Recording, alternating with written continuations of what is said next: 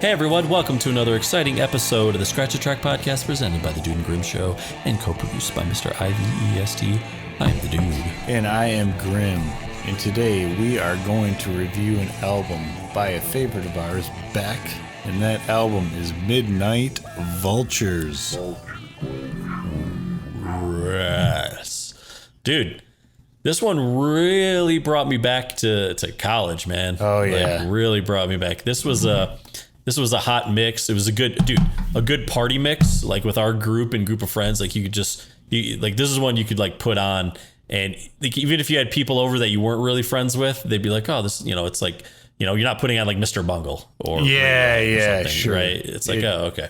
But dude, it came out in 99. I was surprised to see though that this is his 7th studio album. Man, like he had put out a lot of stuff before this. Yeah. I don't know.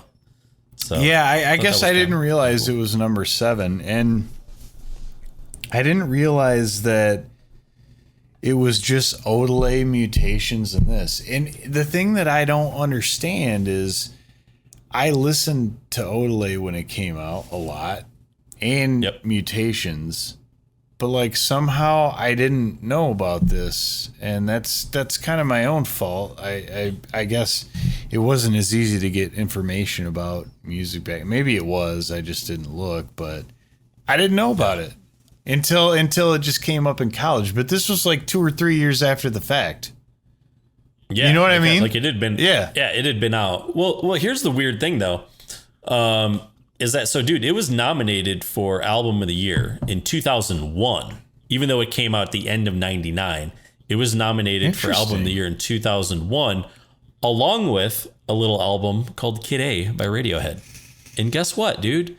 Just guess what? Kid A won. Neither of those albums won. Do you want to know what album won? Not really. Steely Dan's Two Against Nature.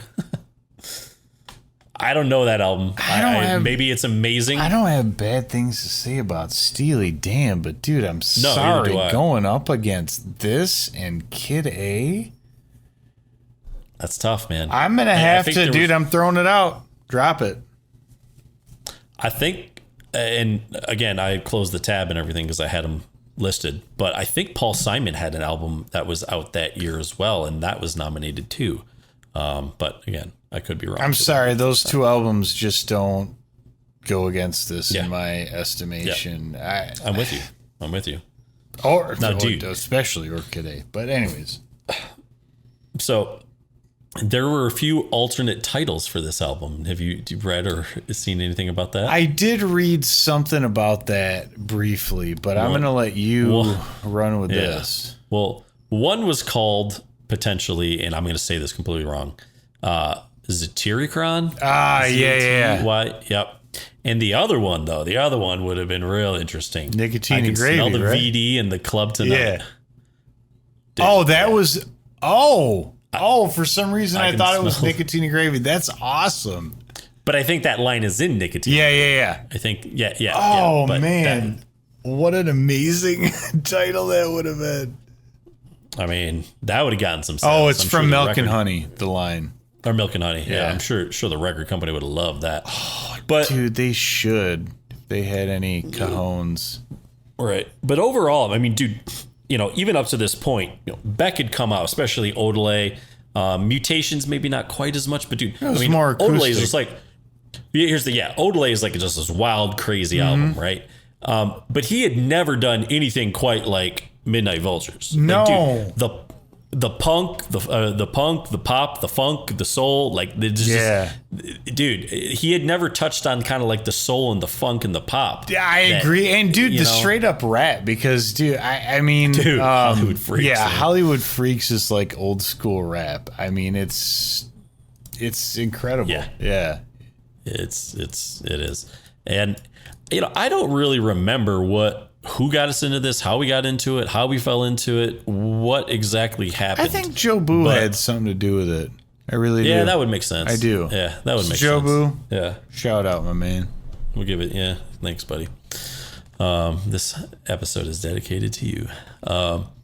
But even Beck said, though, it was kind of weird. I was watching this interview with him, and I think that this was in the interview. He said he was like, Midnight Vultures, he was like, he considered that more of the follow up to Odelay than actually Mutations. Oh, agreed. Absolutely. Yeah.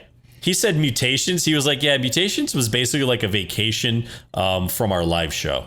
Like, that's the way he and you can hear it, but at the same time, there's really awesome songs on that album. I really Mutations. really like Mutations. That's one of my favorite Beck albums. And I feel like it's underrated, but yeah, dude, Midnight Vultures is just kind of it's hot. It just slaps you right in your ass. It does. I mean, there's just so much going on, and really, for the most part, it keeps going. Like, it takes very little breaks and has very little chill points in the album. I know, and I do like the weird soundscapes too. And if I remember right, is it at the end of Mixed Business where there's like, and this is why I bring Joe Boot to mind, because I think he played me one of these songs, and at the end of it, he was like, I think this sounds like robots having sex. Oh, you know what I'm saying? So is that the end of Mixed Business? Because I feel like it's right before Get Real Paid. So here's the thing, and that's actually, let's wait till we get into the tracks, because that's something I kind of want to address. The way the tracks are split up on Spotify too, which Spotify, you're not exactly having the hottest week, are you? No. But anyways, that's another conversation for another day. So we want to keep all you fans. We agree with freedom of speech. Anyways, all right. So I think, we can probably get into the tracks unless there's anything you wanted to talk about. I was hoping there would be more information here. I know. Here, this is one. Album. Now, there's a couple things I do want to talk about that are more broad statements. One, I think the cover is really weird, but I like it. Yes, it's interesting. Another thing is looking at the producers. Now, I don't know a whole lot about Tony Hoffer and Mickey Petralia, but not gonna work, dude. The Dust Brothers, I mean, worked with him on Odelay, and I like when you look at the studios and it said that it was recorded in Soft Studios and PCP Labs. Dude, PCP is Angel Dust, the Dust Brothers. Like, I like that. Angel Dust I like that. Yeah, I like that. That's the great. name of their studio. I think that's funny. Dude, that's amazing. It's pretty clever. Yeah, good on you. Yeah. So, you want to move on to the tracks, Mr. Graham? Yes, I do, because the other things that I want to say are going to be related to the track. So, without further ado. Yes. Actually, at this juncture, I don't think we've had the fans give us a... Yeah, please do. Like, subscribe, and comment below. Yeah, so we can get real paid. Yeah. Ideally. So, Sexx Laws, track number 1, with 2 X's. It'd be cool if it was kind of 3, because I just feel like... I know, triple A, yeah. You know, I agree. But anyways, Beck will give you a pass because you're awesome. So... Dude, first single off the album, and it was. I didn't realize that. Yeah, and now, I mean, I got to say that, you know, we always talk about how bands start albums, or at least I always do. Yeah. Again, very different than how they had started. Yeah, very different than how he had started any album previously. I mean, you know, we got the kind of the big horns. Although, if anything, it's more like Odelay than anything else. Sure. Just because it's really kind of bombastic almost, and like, you know, right in your face when it starts. But I do hear what you're saying. It's still different. Yep, exactly. Well, he kind of said that he kind of wanted to get in. One of the influences actually was like the Monday Night Football theme song in 1978. Now, in the horns, because or whatever it is. Now, I don't know exactly if that's still like the Monday night, because I know it's kind of evolved, but you know, there was the classic like Monday Night Football kind of TV sound and song. And so I'm wondering, you know, I don't know about the 1978 version, but is it still like similar? I don't really know. Yeah. You know, dude, like, subscribe, and comment below. This again, the first track, as I like it when a lot of first tracks of an album do really set the tone and kind of lets us know that, you know, this is not a guitar driven song, not acoustically. No, it is in your face. Not electrically. It is just like horns and, Yep. you know, it's kind of some craziness. Now, right? So, another thing that I really like is, as with all Beck songs, you can expect these twists and turns that you wouldn't expect. And with this one, I love when this goes into the little kind of banjo. Banjo breakdown. Yeah, that is so weird and awesome. And he's the only person I think who could have made that work. Yeah, it's just amazing, man. I feel like in so many ways, I'm sure people will disagree.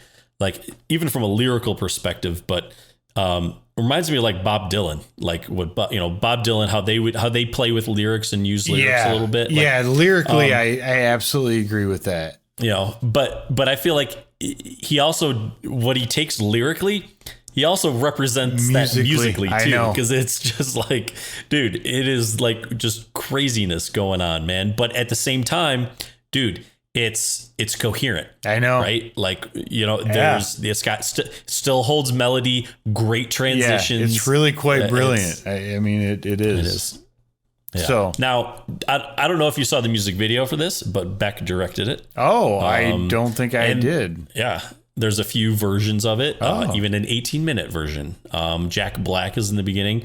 And dude, here's the thing though. This is, when I watched it, I was like, you know what this looks like? Because Michel Gondry is worked with Beck, right?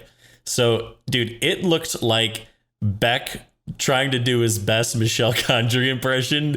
And it's kind of like, that's funny. It's kind of like me trying to paint like a Picasso. It just doesn't quite work. It's stick figures, you know what I mean? Like it just is. So, but I watched it. I was like, man, there's just a lot of silliness going on. It looks like a kindergartner version of a Michel Gondry video. Oh, that's funny. Yeah. Okay. So, track 2, Nicotine and Gravy. Yeah, the third single. Okay. Mm-hmm. Beck said that this was actually 3 or 4 songs that they put together. There are it's weird because there are transitions in it, but maybe not as sharp as some of his other songs. Which would lead you to believe it was kind of one continuous thing from the get-go, right? Yeah, definitely. Yeah. And it's certainly, again, it's not guitar heavy. It's just got this kind of, it's got like, I guess, a mellow beat that sort of pushes the song along for a bit.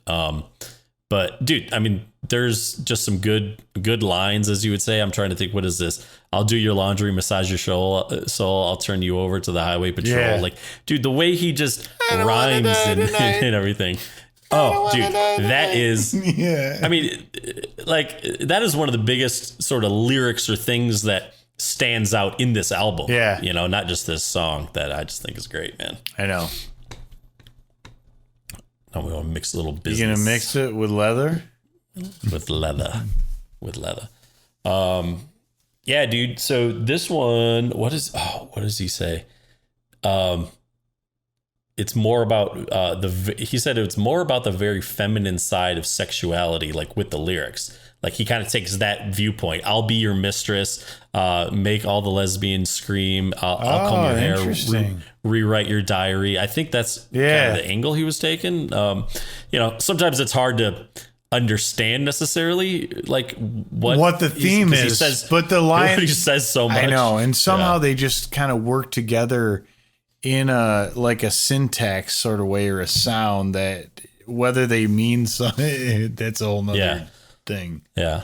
But I even felt like, dude, this song could be almost like a theme song or an intro to like a 70s show or movie. Yeah. Like it just has this like little funk to it and everything. I just thought it was really cool. I like the clavinet breakdowns in there. Oh yeah. Dude, Robert Joseph Manning the third Jr. is just ripping it up on this. That's one thing we didn't talk about was personnel, but dude, that dude is such an awesome keyboard player. He's like one of the best hired guns, I think, in the business, right? Him and like Money Mark, who plays with the Beastie Boys on a lot of stuff. But dude, both just awesome players, and dude, his locking it down. Yeah, his clavinet skills are like unparalleled in this album. So good. Very cool. Well, Grim, that kind of brings us to the point. Now, you were kind of had brought up about the with Jobu, like the robots having sex and is that at the end of this song? I think it is. Isn't it? So here's the thing. Where it's like now, the way I always thought it was the end of this song. Now, if you look, I'm looking at Spotify when I listen to it. Now, this is what I don't like about some streaming services. They break things up, not how they were like we had on the CD. So they go from Mixed Business is track 3. Track 4 is Intro to Get Real Paid. And then track 5 is Get Real Paid. Yeah, but so is the intro just like the beginning of the song? No, so the intro to Get Real Paid is like the robots having sex sound. That's what it is. And now, here's the thing. Once I started thinking about that, I'm like, you know what? That actually, in a weird way, it kind of makes sense because Get Real Paid itself as a song is very robotic. It's just very robotic. So, like, I get that, but at the same time, I think, and I would like to check the CD. I have it around here and see if what they call the intro to Get Real Paid is actually part of track 3. Mixed Business, or if they put it as part of track 4. I agree, because as I'm looking at them, they don't have an intro listed on the official track listing. Mixed Business is 4 minutes and 10 seconds, and Get Real Paid is 4 minutes and 44. So I don't know where the cut is, but you're right. It could be on either side. Yeah, because on their playlist, Mixed Business is only 346. So that would make sense. Yeah. That it's a part of technically the track Mixed Business. Which I always thought it was too. Because we're always like, oh, we love those Beck outros, right? He just the crazy Beck outros. And not this is so much of an intro, but at the same time, it does kind of make sense because of the roboticness of Get Real Paid. So, and dude, this was the song that really got me hooked on it. Oh, yeah. Oh, for sure. I heard it and I was like, dude, this is weird and just fucking awesome. They like the boys with the, or is it? Yeah, we like the boys with the bulletproof vests. Executive planes and Get Real Paid. Yeah. I mean, dude, I just kind of took the song as basically, there's those people. I mean, we'll get to the next song too, which is Hollywood Freaks, but those people in, La La Land and everything who are just like, they get paid, but they're just robots. Yeah, man, well, and they're just not real people. Dude, I agree, but I think this is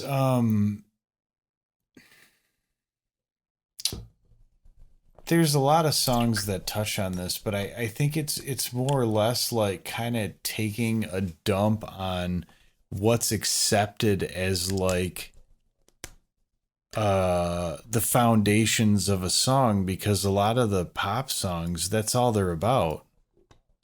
Right. Absolutely. You know what I mean? To me, it's like it's really a mock on that kind of stuff, because there's deliberately no substance to this song, which is like the point. Dude, yeah. The lines, I know you really want it. I know you really want it because your daddy's always on it. And he knows just like how to flaunt it. Like he got pictures in his wallet. Yeah, it's just meaningless. But I think it's more of a commentary on like what pop music and hip hop has become. Well, like, dude, Jack White's Lazaretto. Do you know this song, right? Ah, yeah. Dude, listen to the lyrics of Lazaretto, because I believe I heard an interview with him and he was talking about how it was just like a mock on what hip hop lyrics are. And it's funny when you listen to the lyrics with that in mind. Right. He's like, my blood flows and something and everything in my veins is electric. It's just like talking about yourself, it's funny. Well, dude, I mean, and I would say the next song even exemplifies that. Maybe even better. Better. I mean, this Hollywood Freaks on the Hollywood scene. Dude, this song is just fantastic. I know. It just is. It's him rapping, and look, I mean, hey, we like rap, we like hip hop. Some of it, and again, with all music, is just absurd. But this is the just same like, thing with rock. Like him, but yeah, dude, it's like him making a spoof of it. Yeah, right? Like just like the one before. This is like his naked. This is like the Naked Gun of rap or something. You know what I mean? That's a really good way to put it. Yeah, it is. I mean, dude, some of his lyrics. He's like, Norman Schwarzkopf, something tells me you want to go home. Champagne Bibles, custom clothes you own. Calling up from special area codes. Yeah. Dude. Hyundai, strict out on Christmas in July, 2%. Turn up the heat till the swimming pool boils. Those boils. That's incredible. Like, it's so funny. Yeah. But I do part like. of me wants to be like, yeah, good. It's funny that you bring up the line about Hyundai 6.2% because I also love how in Deborah he talks about the Hyundai.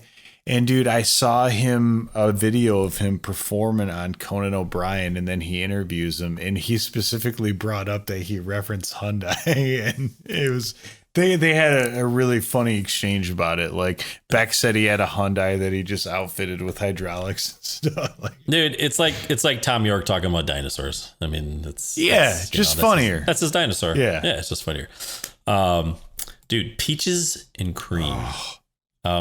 This now actually, like, I think for the first time, we've gotten through 5 songs, actually starts like it's got a driving guitar intro. Like, we hadn't had it to this I know. point, and the riffs are badass. The riffs are really hot. They're like kind of old school funk, soul sounding guitar sound. Really good tone. Really good tone. No, and he's got he kind of comes in with the falsetto. Yeah. It's like falsetto soul is like kind of how he's singing it. And I like how the synth gets used to kind of drive these little transitions sort of rhythmically and stuff. Yeah. Dude, there's even some slide guitar in there, a little slide guitar riff, right? It's pretty cool, man. And the backwards horns when he goes doo-doo-doo, wah. You know, is that what that is? Yeah, okay. Yeah, all right. That's nice. Oh, okay. Yeah, the backwards horn. Okay. All right. Think about all right. sunrise. I gotcha. Yeah. All right. So next song, Broken Train, which originally was titled Out of Control, but he changed it because the Chemical Brothers actually had already used that title. So he changed it for that reason. Well, and that's a bummer because it could have been a songs of the same name, which has been a big hit for us. You know, here's the thing I was thinking when I listened to it this time and started putting it into like his like context of his career, I kind of felt like this song I could actually hear it more on Odelay. I could see that. I could see that. Yeah. You know, it does have maybe a little more funk than Odelay, but some of the instruments, it's got a lot of the guitar sounds, the harmonica, the instrumental elements. That, you can't see it on the video. I got one hanging on the wall. The marimba. Oh. You know that. Doom, doom, doom, the marimbas are big in this one. It's muy grande. Yeah. Milk and Honey. Yeah. Coming down like money. Yeah. Yeah, dude, I this song, like it starts pretty hard, like the way it kind of starts. But then it transitions in like a strange kind of funky beat. Kind of Prince-ish almost. Yeah. Yeah. But I mean, along with this whole album, the production is just like amazing. I know. If you've never heard this album and you're into just like production and layers. Yeah, it is. Like, it's like so well done. Check it out. But to me, dude, I would describe this song, dude, as like space age funk. Yeah, like, sure. That's kind of how I describe it. I dig that. Like, yeah. So. I got you. You got me. Nothing can stop me now. Beautiful Way. Bring us home with the next track. Yeah. Yeah, and the thing that I like about Beautiful Way is it's like the ballad, I guess, if you will, of the album, but it's you know how you've described songs to me before as a mid-trip song? If there's ever been one, it has been Beautiful Way. Song. Sure. Dude, it was kind of funny because I had known of this song. I knew of this song before we knew of Midnite Vultures. Oh, and then I started reading about it. So, dude, when I got my new computer, the computer I think we had in college, that was, that one in our dorm room. When you opened Windows Media Player, it would start playing this song, and it would only play 30 seconds of it. Yeah. And so that was, it was part of Windows Media Windows Media Player 7. So sweet. Yeah. And so I always knew it kind of from that. And I was like, oh, this is a Beck song. I'm like, yeah, it's okay. Like, whatever. It's not Odelay, but it's okay. But Yeah. going back, you know how I just said I thought Broken Train could be a little more Odelay? I actually think Beautiful Way, I can actually hear that more in Mutations. Agreed. Absolutely. Absolutely. It's just a little chiller and simpler of a song, right? Yeah. And it's got this, like, it does have that dreamlike quality, the mid-trip quality that we talk about. So, like Burning Bridges by Pink Floyd, off Obscured by Clouds. That's a good one too. Yeah. Dude, so Pressure Zone, so it kind of comes back in a little harder on Pressure Zone, right? Like you don't hear these kind of guitars that are kind of crunchy like they are. Yeah. Dude. But dude, you know what I like is at the beginning you can hear like somebody spray painting like a tag on something. And then you hear a siren kind of start and then it goes Yeah. So dude, on Spotify they give that little intro its own track at 8 seconds. See, like, that's why? so dumb. Can you just not? Like, who's in charge of this? Like, you know? And you 'cause pay you're not doing a artists very like good the job. least amount of all the streaming services, so you're kind of Again, Strike not doing two. Awesome. easily. least. I mean, Yeah. Anyways, I still have my subscription though. But when I get never my had Apple one. ID back, that might be changing. So better watch it, Spotify. But yeah, dude, Pressure Zone again, dude, the tempo, his voice, again, everything's really kind of upbeat. It's a little more like of a, you know. and isn't this the big "we're out of control" line? We're out of control. We're out of control. I feel like I believe so. Yeah. No, that's Broken Train. Oh, you're right. Yep. You're right. Yeah, You're right. Yeah. The Broken Train. Yeah. Yeah. Now, moving on to what I'll call the last track. Yeah. Now, again, because Spotify is awesome, they do Deborah. Then they have the untitled track. It's one track. Sorry. It's not. Yep. It's not Deborah and untitled. It's one track. So It's when they made hidden tracks on CDs because there was a medium you could still do that on. Yeah, the three of you. Yeah. So, Dude. yeah. But dude, so here's the thing. He had, I guess, originally recorded this and meant to release it on Odelay with the Dust Brothers. Oh, and wow. Decided against it.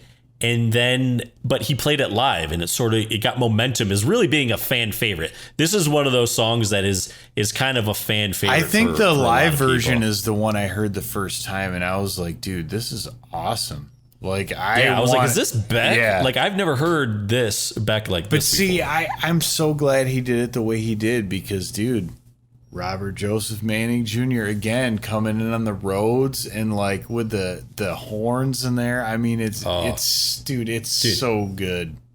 This song is so sexy. It's probably Beck's sexiest song. I almost put man. this on my Valentine's list. if he wouldn't have said the thing about your sister, I think her name is different. Yeah. Hey, you know, we're different strokes, different folks.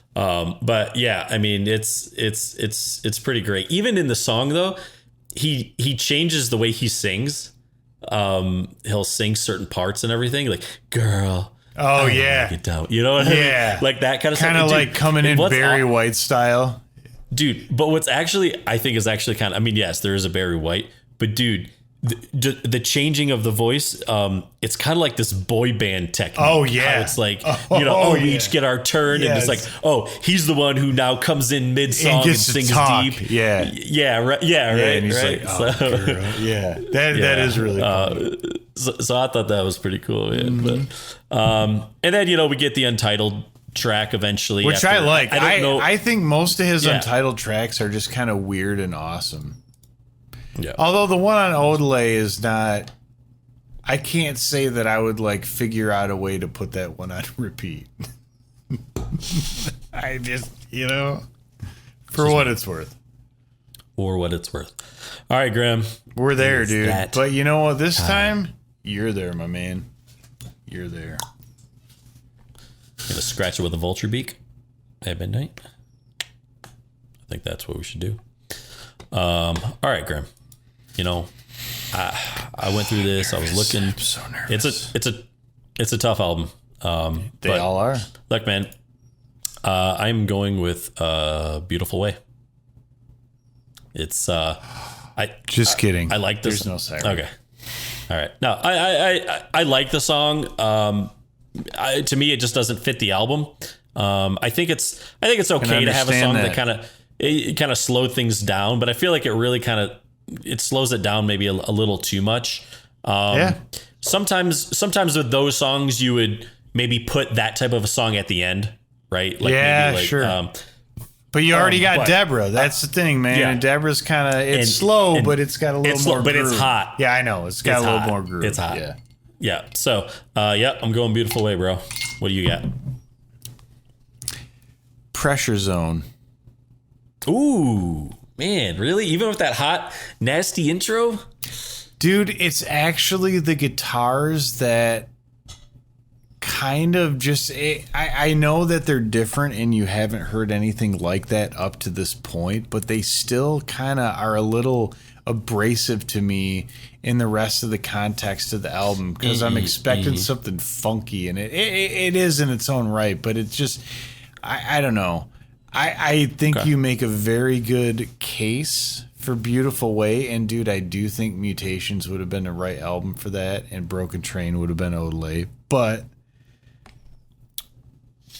I would still scratch Pressure Zone because sometimes, dude,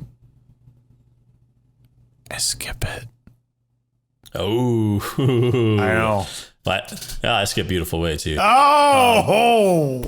to the and the twist. What's your favorite track? Oh, I don't know good if we really question.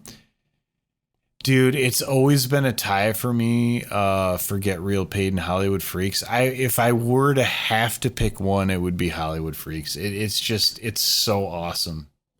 It's so good. I think for me, it's between Hollywood Freaks and Deborah, just depending on my mood. But that's a good one too. Those are the two songs that if I'm not going to listen to the whole album and I'm like, I just want to listen to a track, like those are the ones I go to. Yeah, I just do. I feel myself. But dude, every time I listen to Get Real Paid, I'm like, how do you decide that you're going to make a song that sounds like this? I want to do that. I just don't know how you get to that point because it sounds like an awesome place to be. The thing is with this whole album, there's so many quotable lines and phrases, man. Like that's what I mean. Hollywood Freaks is just all on its own. But dude, Milk and Honey, dude, Peaches and Cream, like singing along with that, dude. I know. That's one of those things where I don't want to die tonight. Yeah, and you talked about Dylan too, and I like that. It's like this way of writing where it's like you don't have to have this continuing narrative. You could just put lyrics together that sound good and are kind of weirdly complimentary. Sure. You know what I mean? And it works. Yeah. Well, one of the things is we're, I guess, huge movie fans.